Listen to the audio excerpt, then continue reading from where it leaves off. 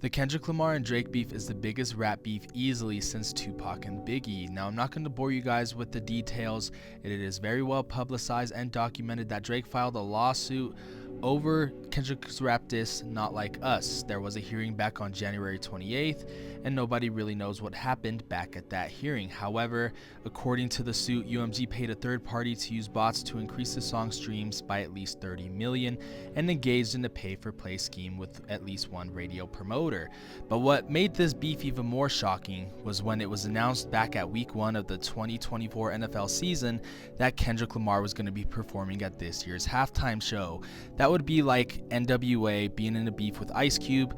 Ice Cube put them in the body bag with his diss No Vaseline, and he goes out and performs No Vaseline at a Super Bowl in the 90s. This is probably the closest thing I can compare that to, basically because Kendrick is at the peak of his fame right now off of one song. And this is probably the first ever halftime show that's really had people talking, from the symbolism to Samuel L. Jackson, hell, to even Kendrick Lamar's jeans. This has people talking. One person was even saying, "I love Kendrick Lamar's jeans. They're the real MVP. Love the cut. Can't believe Kendrick did all the most Hannah Montana looking bootcut jeans I've ever seen." Another person said, "Can't get over Kendrick Lamar's jeans. I got the same pair in my closet from 2004. But that's not it. This also had people talking was how Kendrick Lamar had an A minor chain on from his rap song Not Like Us. Kendrick really had a lowercase a chain, A minor, diabolical. Also, when he shouted out Drake in the performance, one person said, "The way Kendrick Lamar looked right at the camera when he said, 'Hey Drake,' after all his people advised him not to sing Not Like Us at the game. I aspire for both that level of pettiness and audacity. They tried to rig the game, but you can't fake influence." Hell, even this was brought out. Serena Williams crip walking on Drake's grave at halftime of the Super Bowl. Absolutely incredible. I had no idea Drake and Serena were even a thing. Too loud, too reckless, too ghetto. Samuel L. Jackson at the NFL halftime show with some powerful words. Not on my bingo card for 2025, but I love it. I thought that was genius as well, Samuel L. Jackson being Uncle Sam for the halftime show. Political and musical greatness, 10 out of 10.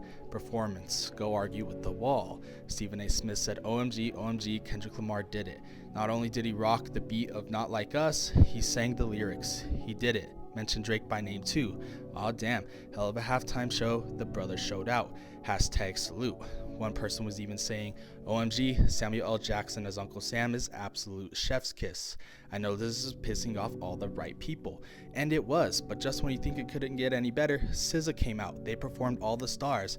And the man, the myth, the legend himself, Mustard. That's right, he came out, didn't perform, but an appearance is an appearance. Best halftime show ever, Ben Stiller said. But then of course you had the guys that looked like they got their haircut at the back of a SWAT van were saying that this was the worst halftime show ever. Kendrick Lamar, everyone is such sheepra, disgusting, respect the GOAT. Dude is so sad, doesn't even come close to Rihanna, Dr. Dre, and that crew. Not an ounce of excitement. This Kendrick halftime show is the worst halftime show I've ever seen. Kendrick had a chance to immortalize himself and perform his hits over the years, but instead, he made it about Drake. Sad. Everybody had an opinion on this. So many people were saying it was good, so many people were saying it was bad. This is probably the most divided I've ever seen people on a halftime show, to the point where it didn't even matter because it had 133.5 million views. It actually had, following Sunday's halftime performance, streams of Kendrick Lamar's increased by nearly 175%. As for Drake, he's going to be dropping an album with Party Next Door, at least a collab of some sort, and he's been on tour in Australia. That's what he's been up to, completely unbothered by it all. Now, if you want my honest opinion on who's winning the rap battle between Drake and Kendrick, I'm gonna have to go with Kendrick. I love Drake, he's a great artist, but facts are facts. The minute Drake decided to sue, that's when he lost, or that's when he's losing, because I'm not gonna say this rap beef is over. People want to compare Drake to Tupac. I will just say this, to shut down that entire narrative. Tupac never sued anybody. Imagine Tupac trying to sue Biggie for Who Shot Ya, or imagine Biggie trying to sue Tupac for Hit 'Em Up. Nobody does that. And Drake is trying to wash out the fact that, oh yeah, Kendrick's playing the Super Bowl, here I am playing Australia. I'm sorry, no disrespect to Australia, but nobody cares about Australia. It's the Super Bowl. It's the biggest game in the country. Nobody cares if you're on tour outside of the US. So for the fact that his minions want to say, oh, Drake's turned down the Super Bowl many times, I feel like they're just saying that because they never even got an invitation to the Super Bowl. Because you mean to tell me that no artist wants to perform at the Super Bowl? That will literally immortalize your career no matter what.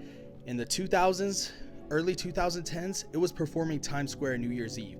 That was the epitome of an artist's career. But now it's the Super Bowl. You perform at the Super Bowl, your greatness is set in stone. Etch your name in history.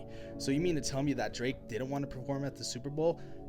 He's going to want to perform now. I'll tell you that.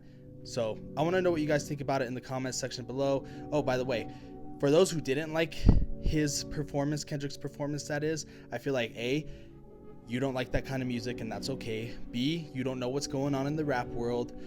Or C, you just don't follow the music industry that great. The only reason I didn't particularly like it, I give it about a 6 out of 10, is because I couldn't really understand what he was saying. I needed subtitles on the screen.